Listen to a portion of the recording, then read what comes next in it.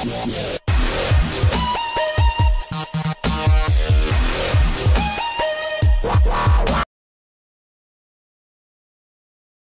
students, வணக்கம். நம்ம சேனல்ல எப்படி மேக்ஸை ஈஸியா ஸ்பீடா செய்யறது அப்படின்றத பத்தி ஃபுல்லாவே பார்த்துட்டு இருக்கோம். இப்போ எக்ஸசைஸ் நம்பர் 3.10 பார்க்க போறோம் இதுல. சரியா?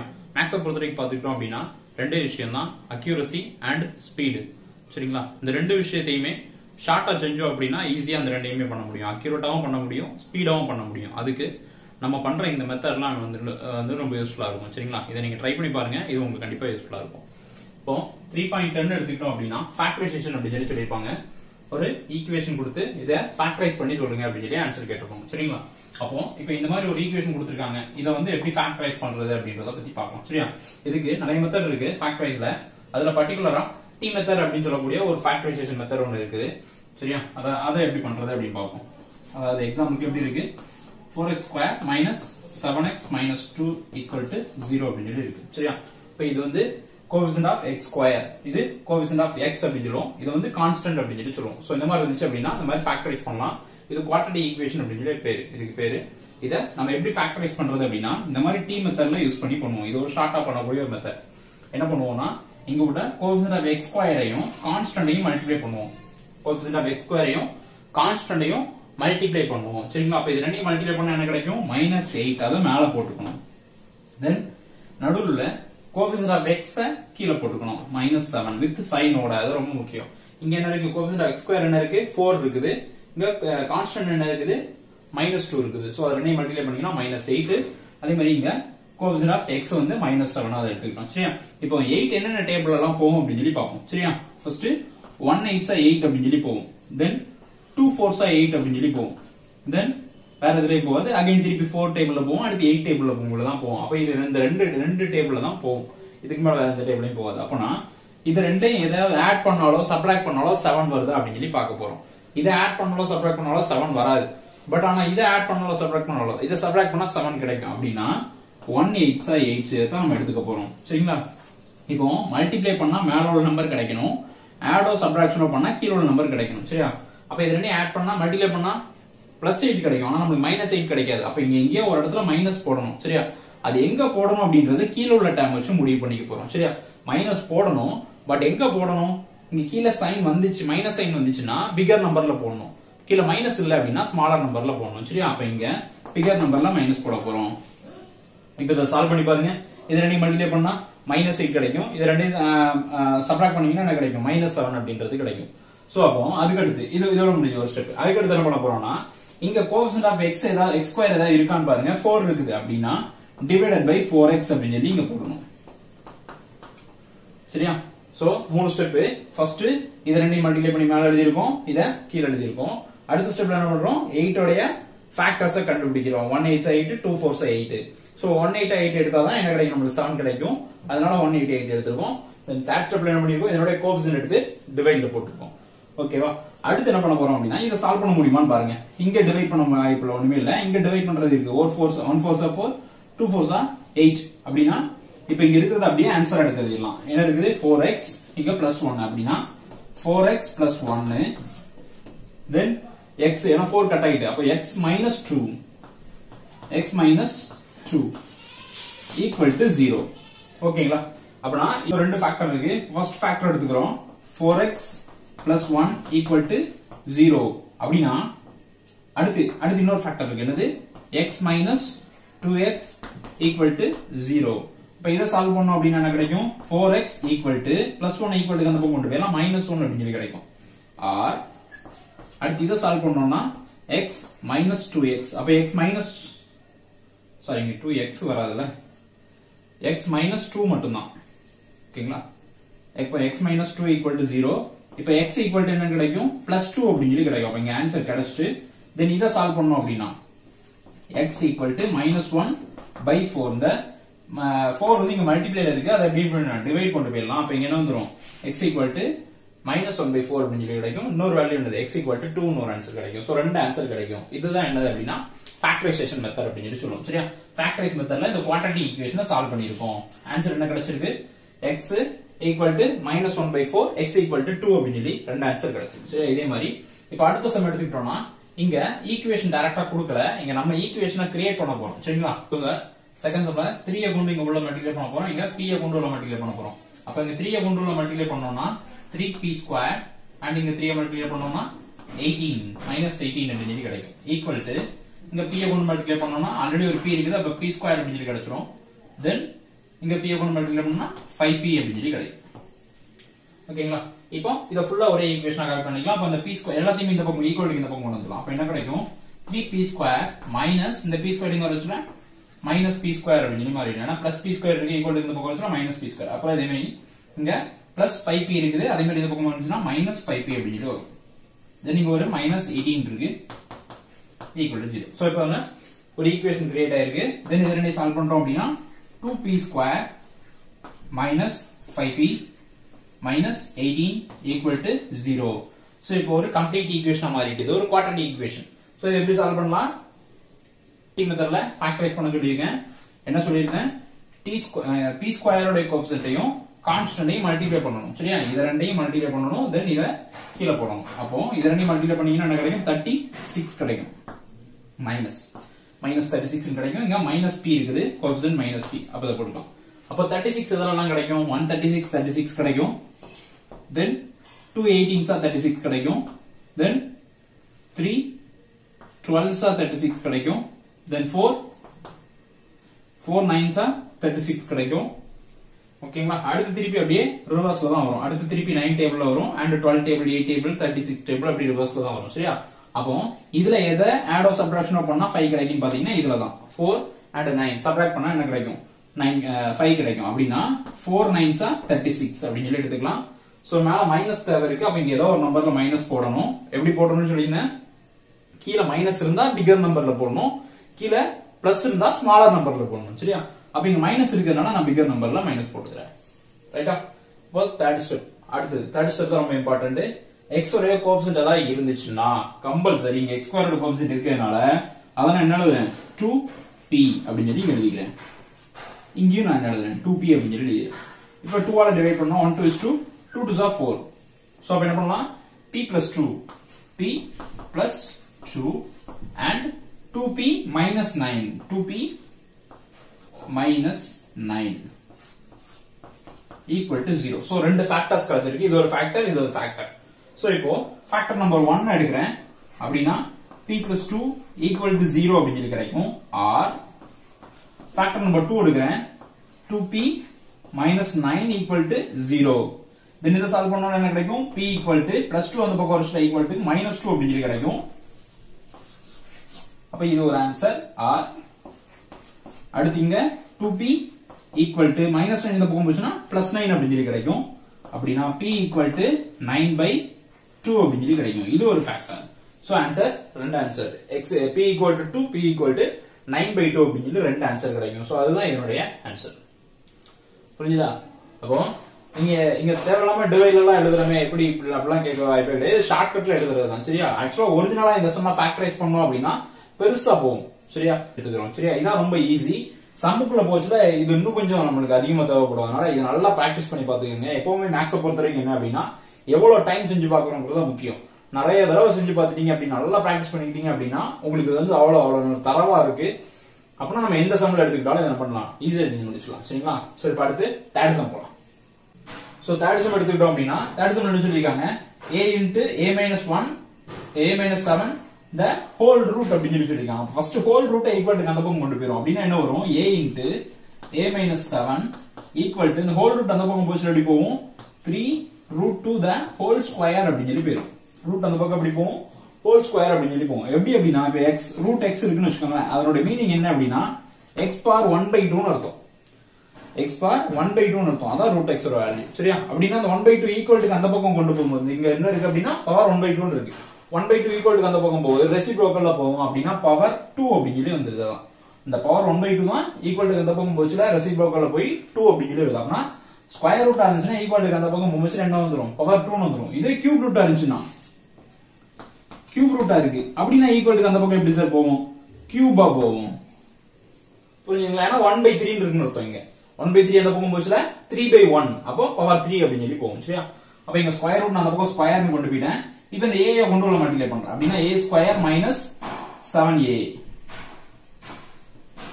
ஓகேங்களா ஈக்குவல் டு இத ஸ்கொயர் பண்ண போறோம் 3 ஸ்கொயர் பண்ணா 9 சரியா and then 2 root 2 ஸ்கொயர் பண்ணா 4 ஓ சாரி 2 root 2 into root 2 2 அப்படி சொல்லி கிடைக்கும் சரிங்களா அப்படினா a ஸ்கொயர் மைனஸ் 7a இங்க 18 இருக்கா சோ 18 ஈக்குவல் டு இந்த பக்கம் கொண்டு வந்துறேன் மைனஸ் 18 அப்படி சொல்லி கிடைச்சோம் ஏனா பிளஸ் 18 இருக்கு ஈக்குவல் டு இந்த பக்கம் செட் பண்ண சொல்லி நான் மாறிடும் மைனஸ் 18 அப்படி சொல்லி கிடைக்கும் இப்போ ஒரு குவாட்ரேட்டிக் ஈக்குவேஷன் கிடைச்சிட்டு இத t மெத்தட்ல ஃபேக்டரைஸ் பண்ண போறோம் எப்படி பண்ணனும்னு நான் ஆல்ரெடி சொல்லியிருக்கேன் கோஎஃபிஷியன்ட் ஆஃப் a ஸ்கொயர் ஓட வேல்யூ என்ன 1 ஒண்ணுமே இல்லனா 1 இருக்குன்னு அர்த்தம் தென் கான்ஸ்டன்ட் வந்து 18 coefficient of a square into 18 அப்ப மைனஸ் 18 கீழ கோஎஃபிஷியன்ட் ஆஃப் a மைனஸ் 7 அப்படினா 18 என்னென்ன டேபிள்லாம் போகுதுன்னு பார்க்கலாம் 1 18s are 18 2 9s are 18 3 6 are 18 then 4 வராது 5 வராது திருப்பி 6 again திருப்பி 6 9 18 தான் போயிட்டே இருக்கும் சரியா அப்ப இதுல எந்த டேபிள்ல 7 வருது அப்படினு சொல்லி பார்க்க போறோம் சரியா அப்போ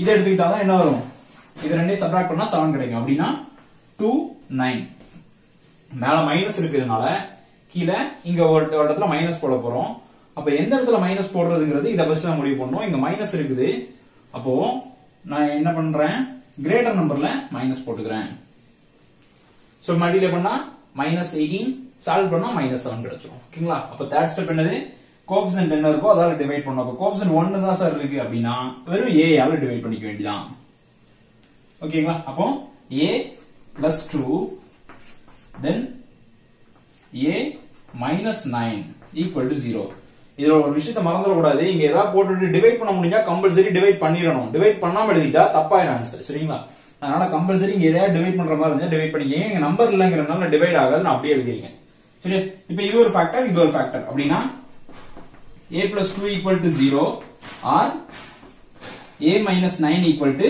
0 இத எடுக்கும் பட்சத்துல என்ன கிடைக்கும் a equal to minus 2 அப்படிங்கிற ஒரு ஆன்சர் கிடைக்கும் or a equal to 9 அப்படிங்கிற ஒரு ஆன்சர் கிடைக்கும் சோ இந்த ரெண்டு ஆன்சர் கிடைக்குது தட் சம்க்கு புரியுதா டைரக்ட் ஈக்குவேஷனா கொடுக்கல ஸ்கொயர் ரூட்ல கொடுத்திருக்காங்க ஸ்கொயர் ரூட் ஸ்கொயர் அப்படினு சொல்லி கொண்டு போயிருக்கோம் தென் இந்த a உள்ள கொண்டு மல்டிப்ளை பண்ணிட்டு ஒரு குவாட்ரேட்டிக் ஈக்குவேஷன் ஃபார்ம் பண்ணிட்டு அதுக்கு t மெத்தட்ல ஃபேக்டரைஸ் பண்ணி எடுத்துறோம் சோ ரெண்டு ஆன்சர் கிடைச்சிருக்கு சரிங்களா அடுத்து ஃபோர்த் சம் எடுத்துக்கிட்டீங்க அப்படினா ஃபோர்த் சம்ல x ஸ்கொயரோட கோஎஃபிஷியன்ட் தனியா இருக்குது x ஓட கோஎஃபிஷியன்ட் இருக்குது கான்ஸ்டன்ட் இருக்குது சோ அப்படியே எடுத்துக்க போறோம் இங்க ஈக்குவேஷன் டைரக்டாவே கொடுத்துட்டாங்க சோ டைரக்டாவே அப்ளை பண்ணிடலாம் ஃபேக்டரைஸ் எடுத்து பண்ணிடலாம் அப்போ டைரக்டா ஃபேக்டரைஸ் எடுத்தோம் அப்படினா என்ன கிடைக்கும் √2 into 5 √2 √2 into 5 √2 அப்ப 5 into 2 அப்படிங்கறது கிடைக்கும் √2 into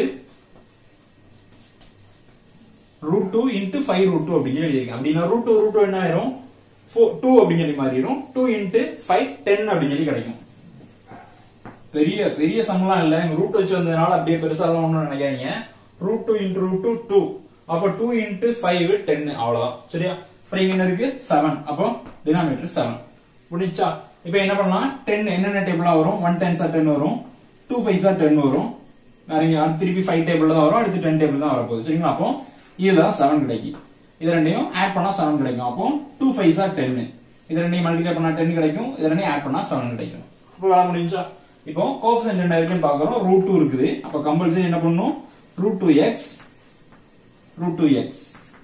இது கட் கொடுக்க முடியாது அதனால அப்படியே ஆன்சர் எடுத்து எழுதலாம் ஆன்சர் என்ன எழுதும் √2x plus 2 √2x plus 5 equal to 0 so first factor equal to 0 னு எடுப்போம் அப்போ √2 plus 2 equal to 0 or √2x plus 5 equal to 0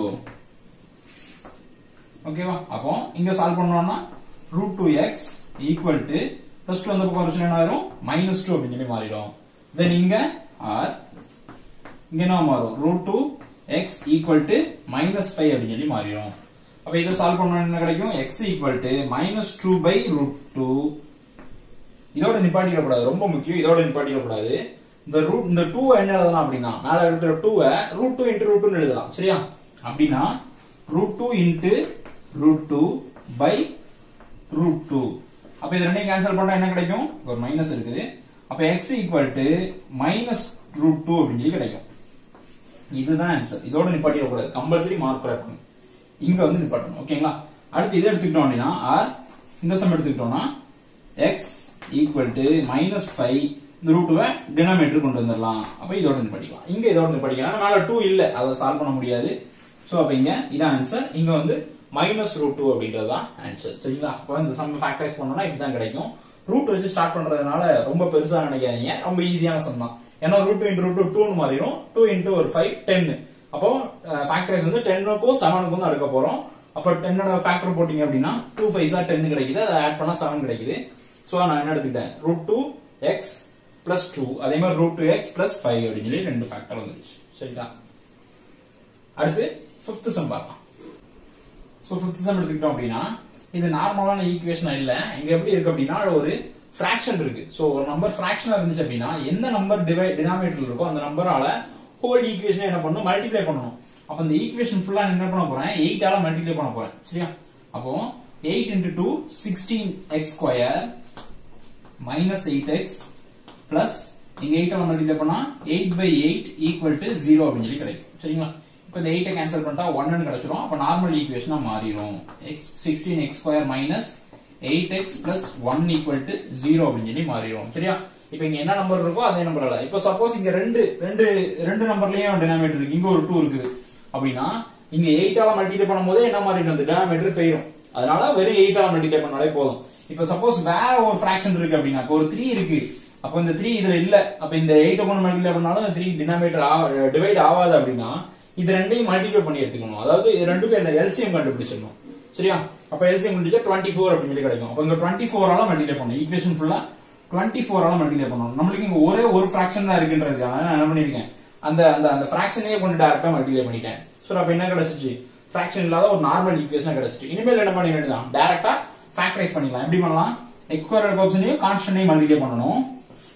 so அப்ப என்ன கிடைக்கும், 16 அப்படின்னு சொல்லி கிடைக்கும். +16 தென் இங்க ஒரு -8 அப்படினா 16 டேபிள் சொல்லணும். 1 16 16 2 8s 16 அது மாதிரி 4 4s 16. ஆனா 3 ல கிடைக்காது, தென் 5 ல கிடைக்காது, 6 ல கிடைக்காது. அகைன் திருப்பி என்ன தான் கிடைக்கும், 8 ல தான் கிடைக்கும். அப்புறம் ஒரு 16 ல கிடைக்கும். அப்ப இதோட நிப்பாட்டிக்கலாம். அப்ப எதுல நமக்கு 8 கிடைக்கும், 4 4s 16 ல தான் 8 கிடைக்குது. அப்படினா 4 4 மேல பிளஸ் தான் தேவை இருக்கு, ஆனா கீழ மைனஸ் தேவை இருக்கு. அப்படின்னா ரெண்டுலயுமே மைனஸ் போட்டுக்கணும். நல்லா ஞாபகம் வச்சுக்கோங்க, மேல பிளஸ் கீழ மைனஸ் அப்படின்னா ரெண்டுலயுமே மைனஸ் போட்டுருங்க. புரிஞ்சுதா? அப்படின்னா இப்ப மல்டிப்ளை பண்ணி பாருங்க, மேல பிளஸ் கிடைச்சிரும், தென் இது ரெண்டையும் ஆட் பண்ணீங்கன்னா என்ன கிடைச்சிரும், -8 அப்படின்ட்டு கிடைச்சிரும். அப்ப ஆன்சர் எப்படி எழுதுவோம், இங்க 16 இருக்கு. தேர்ட் ஸ்டெப் ரொம்ப இம்பார்ட்டன்ட். 16 கோஎஃபிஷியன்ட் இருக்கறனால நான் என்ன எழுதுறேன், 16x டிவைடட் பை 16x அப்படின்னு எழுதுறேன். அப்ப கேன்சல் பண்ணா 1 4s 4 4 4s 16. அதே மாதிரி இங்கேயும் கிடைக்கும். அப்ப இது எப்படி ஆன்சர் எடுத்து எழுதுவோம், 4x - 1 இங்கேயும் 4x - 1. அப்போ 4x - 1 square, sorry 4x - 1 into 4x - 1 equal to 0 அப்படி சொல்லி எழுதிக்கலாமா? அடுத்து இது ஒரு ஃபேக்டர், இது ஒரு ஃபேக்டர். அப்ப இந்த ஃபேக்டர் எடுத்தோம் அப்படின்னா 4x - 1 equal to 0 அப்படின்னு எடுப்போம். or அடுத்து இங்க அதே மாதிரி எடுத்தோம்னா 4x - 1 equal to 0. அப்ப இங்க என்ன எழுதுவோம், 4x equal to +1 or அதே மாதிரி 4x equal to +1. அப்ப x is equal to 1/4 or அதே தான் கிடைக்க போகுது, x is equal to 1/4.